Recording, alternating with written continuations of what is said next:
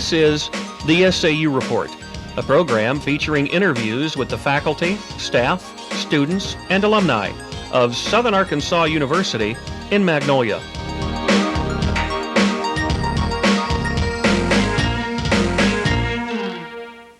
Welcome to this edition of the SAU Report. I'm Andy Garcia. And I'm Tamika Gulley. Our guest today is Dr. Velma Jones, the Assistant Professor of Education and Counseling. Dr. Jones, being the Assistant Professor of Education and Counseling, what is your job description? My job description is to teach the courses in those departments that are assigned to me, and they vary as far as the rotation of the courses that have typically been offered over the years, and also the enrollment. Sometimes we are scheduled to teach a course and then that course doesn't make, or we have to add new sections and we're asked to take on more responsibilities. So it's kind of an art of being flexible in the teaching assignments that I'm given. What made you want to go into the field of education? Several things, probably. I had a Sunday school teacher who was a math teacher. Now, I didn't choose math, but she was kind of one of my mentors, and I thought, wouldn't it be neat to be a teacher and be just like her? And also, my parents were not highly educated, and I saw that they were, in many cases, restricted in the things that they could do career-wise, and I thought, I don't think I want these same restrictions. I want to have a little bit more variety or more options, you know, as far as a career. Dr. Jones, what is your specialization? Well, we laugh about that. My husband calls me a career student. This is the first year I haven't taken a course for credit in so many years I can't really remember. The only one that he will now approve for me is golf, if I take up golf. But my first degrees were in home economics, and I thought I would be an interior decorator or teach home economics or something like that. And I got married and moved to a small town, and that job was not available. And my flexibility had to kick in, and I was able to teach. I was also certified in English and journalism, and I taught English and journalism and speech and drama in a small school in Beebe that first year, and I really did like it. And I've just branched out actually since then. I have gotten another master's degree in counseling, secondary school counseling, and a doctorate in higher ed administration and teaching. And so I don't know if I have one area of specialization, but I wear a lot of hats, and I'm kind of a jack of all trades. What type of training did you have to have for that particular area that you went into? Of course, my first teaching assignment at a high school, I just had to have a bachelor's in my area in secondary education. And beyond that, of course, to progress in education, more hours, more degrees are, of course, desirable. And so as I looked at the pay scale and wanted to move on up there, I thought, well, I probably better get a master's, so I did that. And one thing led to another, and I kind of finally learned to even really like school. Well, Dr. Jones, what are some of the new methods that are being used in the Department of Curriculum and Instruction now? Well, that's interesting. Since my first year of teaching in 1965, things have really changed a lot. In the Department of Curriculum Instruction at SAU, and I'm sure as is true in many colleges and universities across the nation, we're trying to provide what we call real-life situations in the classroom, and we're trying to teach our teachers to provide those real-life situations. And so we're reflecting on what we've done, and we're saying, well, okay, do students and people after school isolate their activities, work in isolation, make decisions on their own, never collaborate, never cooperate with anybody else? Do they spend their rest of their life taking pen and paper and pencil tests?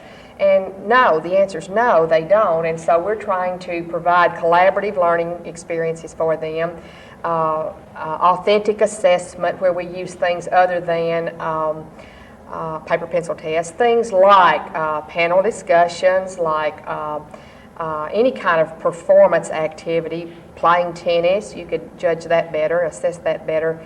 Seeing a person play tennis than you could taking a test, a paper and pencil test.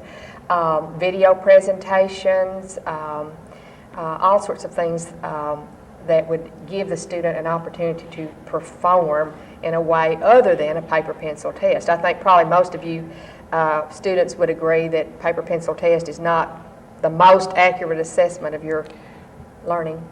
Dr. Jones, what is constructivist teaching? What is that? Constructivist teaching is the newest approach, I think, that's being espoused across the nation.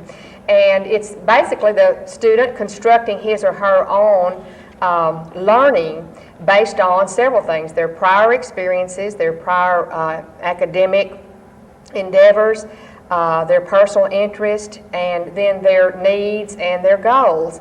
And so we're trying to assist the student in constructing his or her own learning by just being a facilitator. We call ourselves a lot of times facilitators instead of teachers. So we provide the environment, a variety of activities, direction and information, but we allow the student a lot of flexibility in constructing their own learning. In that area, are there any types of skills that would better you, like leadership skills and things like that? Of course, leadership is a skill. One of the biggest one, Tamika, would be working in teams or working in pairs, dyads or triads, or small group activities, or individual research, or individual presentations. Of course, you know, the hated term papers is what we used to call them, but writing assignments. But we more often give the student a chance to make a choice as often as possible on the topics, on the presentation they would like to give, on the direction they would like their learning activities to take. And so I would say it would be more student-centered. Carl Rogers was a counselor who used what we call client-centered counseling. And I think in our School of Education today we're using student-centered teaching, and we're trying to be a little bit more personal in the way we direct our teaching and the way we allow our students to help us direct their learning activities. Dr. Jones, what are some of the goals of the Department of Curriculum and Instruction here on the SAU campus? On the SAU campus, of course, we want to go into the 21st century at the top of the educational ladder using all the newest techniques. And of course, technology is the key thing that we're looking at right now. And we're using technology in our classes. We're almost always requiring some sort of technology aspect of some of the assignments in every class.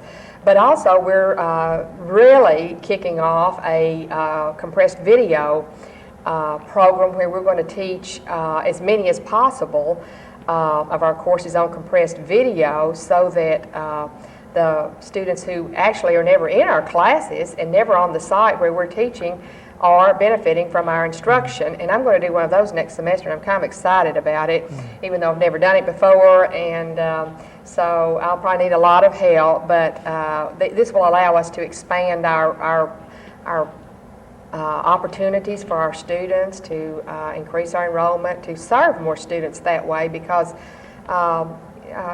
for some of our students it's a fairly long commute. So we'll be doing things like in Hope or El Dorado, maybe Nashville or Camden, or some towns that are maybe 30, 45 minutes, maybe an hour away.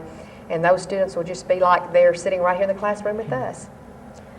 You said that you've taught high school before and you've also taught college students before. Do you see a big difference in the students, or is there any difficulty teaching high school students rather than college students?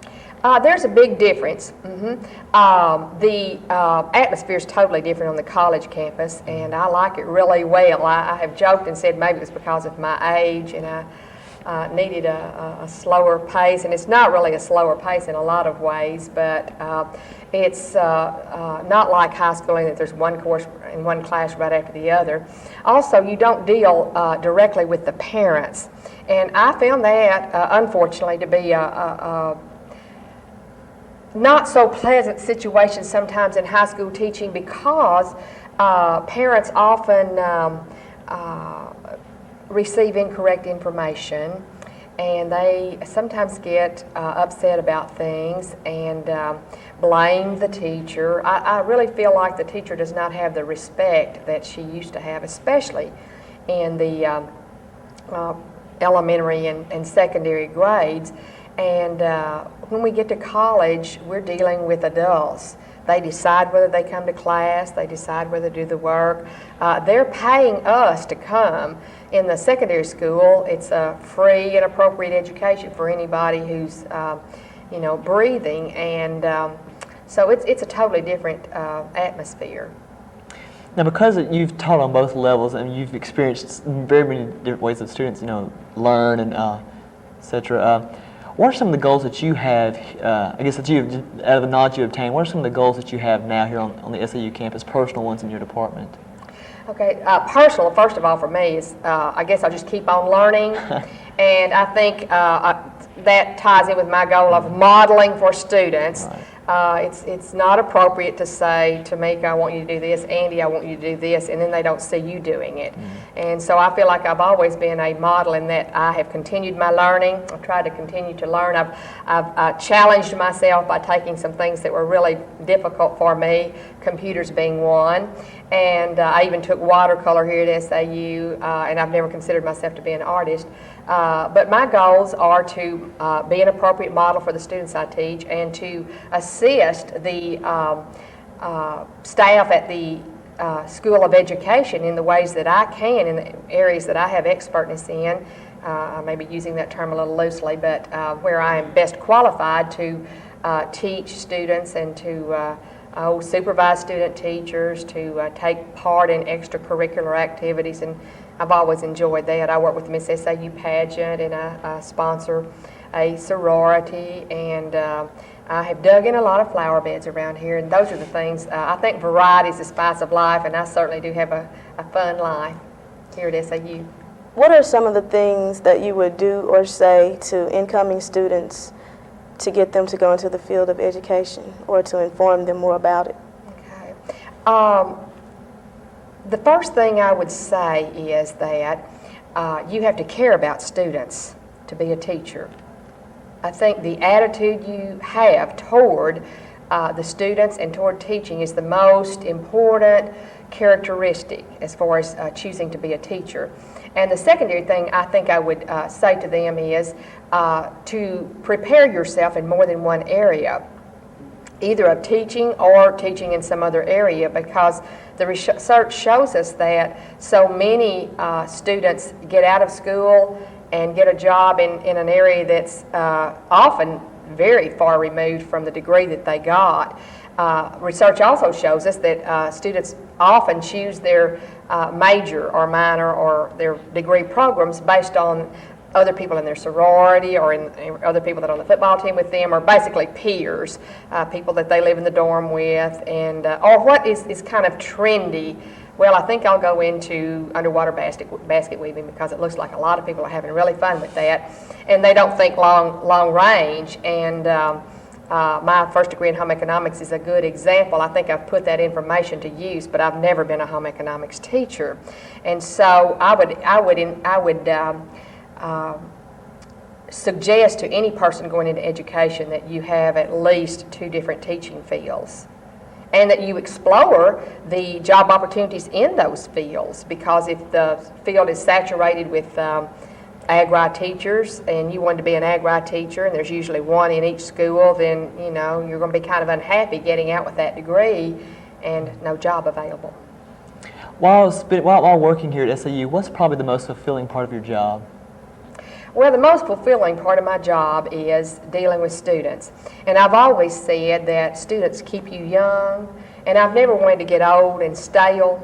And so I just enjoy being around younger people. And I enjoy seeing how they behave and interact, and hearing them express their ideas, and seeing them succeed and get involved in things that they're interested in, and most of all, graduate from college and then go out and make us proud. Where would you like to see the education program here at SAU go in the future? Are there some changes that you think need to be made to make it better or anything? Well, I hope that we will continue promoting and using the constructivist approach so that we do provide, like I said earlier, more real-life situations, more real-life learning experiences for students, so that they're provided with tools for better accomplishing their goals in the future. And making their learning experiences here more like those that they will encounter in the real world. And then we want our teachers in the School of Education to go into teaching situations and use that same approach to the students that they teach, even from kindergarten all the way up through the 12th grade, because those students are going to be going out into the world, interacting with other people, working cooperatively, and doing something besides taking paper and pencil tests. How has the curriculum of the Department of Education changed since you first attended college? Of course, the biggest thing that comes to my mind first is technology. We did term papers and all these sorts of things, master's thesis on a typewriter, and if you made one mistake, you had to go back and retype the whole page. You know, they would tell us that the instructors would hold the typing paper up in front of them, in front of a bright light, to see if they could see mistakes, you know, and that you could see it that way. And we just lived in fear of making a mistake. And it's just, when I think back to the nightmare of doing a thesis without a computer, I can't even believe I did it. The cut and paste, the spell check, all these things that make it almost unnecessary. A former English teacher, I can't say unnecessary, but spelling is corrected for us, grammar check, grammar is corrected for us in a lot of cases. There are software programs that even automatically do APA style for us, so it's so easy compared to the way it used to be. I guess the use of technology is probably the greatest change. But also, a secondary thing that comes to my mind is the lecture method is kind of old hat now. Some people say the lecture is dead, but there are certain ways where it can be used. But the professors in my day would stand before the class and profess, and then we got up and left, and hopefully had taken some notes, and we came back and took tests, that sort of thing. No interaction with other students in class, no group activities. Really often didn't even know the other people in the class. So I think we've come a long way. Is there any difference between the classes that you took when you were getting your degrees and the classes that are offered now? Like, are they more extensive in the research or the methods that they use? Is the teaching more extensive? There's more research required, more use of the internet. I think more in-depth learning. This is a little bit gross, but I'll use a cliche of one of my doctoral professors, and he said we used to poke and puke, poke and puke, poke and puke. So that meant we poked this information in, and the students just spit it back out, you know. And the difference now is we say, okay, you know this information, you can say your ABCs, so take that information and try to make a word out of it, you know, or you know these mathematical formulas, what can you do with those? And so our emphasis is on how to solve problems. I don't remember that being a major emphasis when I was in college. It's just like learn it, regurgitate, you know, learn it, memorize it, give it back, you know, that sort of thing. And now we stress application. My students are always saying, I hate those application questions, you know, because they want to just give the definition of something or match George Washington with the first president of the United States, something like that.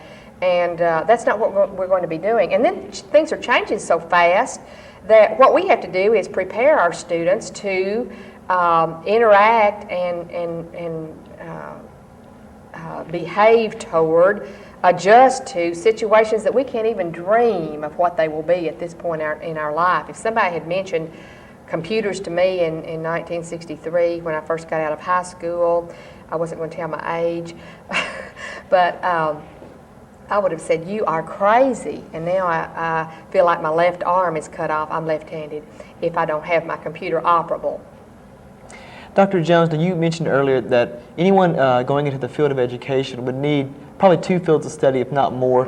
For you, getting the different masters that you've had, what other field would you like to teach? If you could choose a class to teach, what would you teach?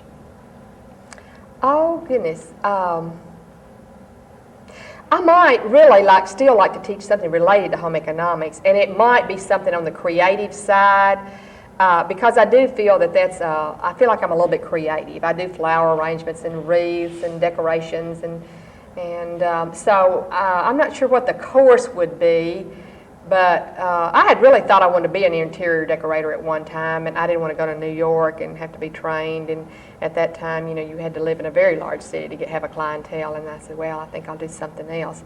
But and then I really like art, and Mr. Johnson will probably laugh, but I might want to teach watercolor or something like that, or something that's fun.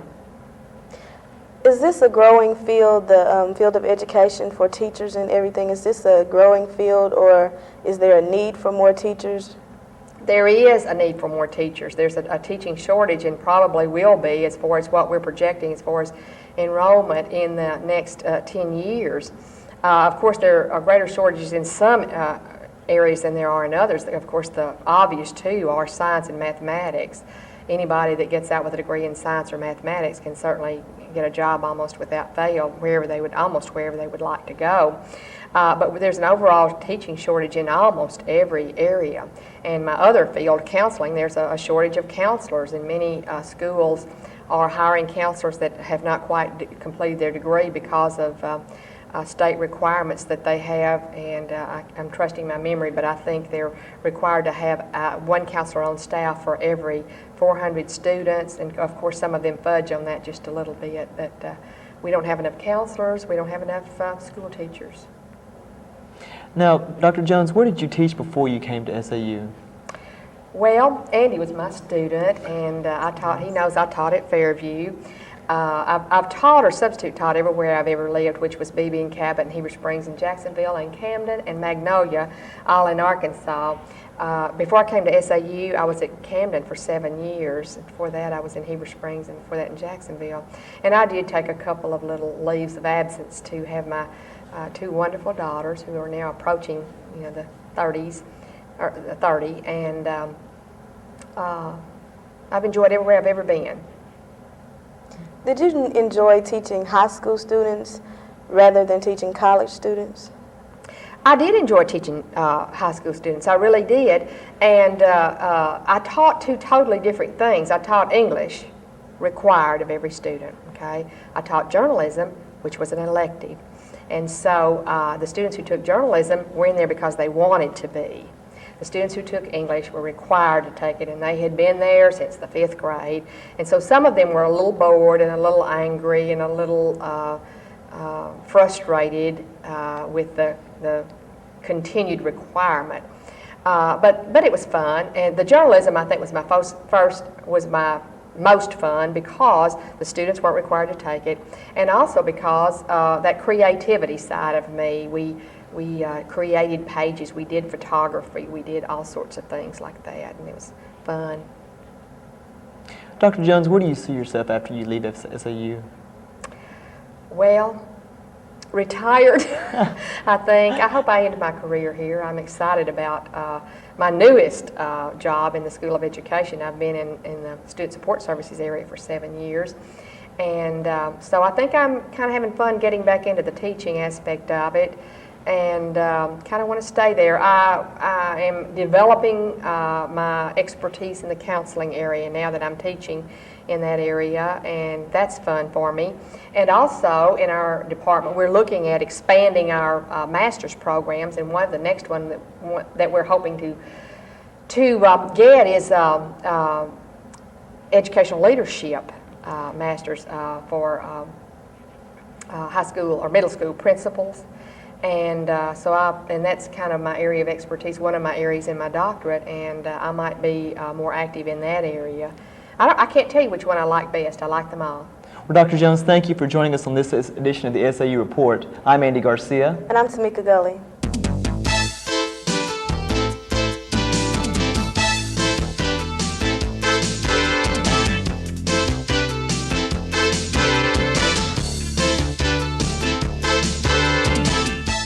The SAU Report is a production of broadcast journalism students in the Department of Theater and Mass Communication at Southern Arkansas University in Magnolia.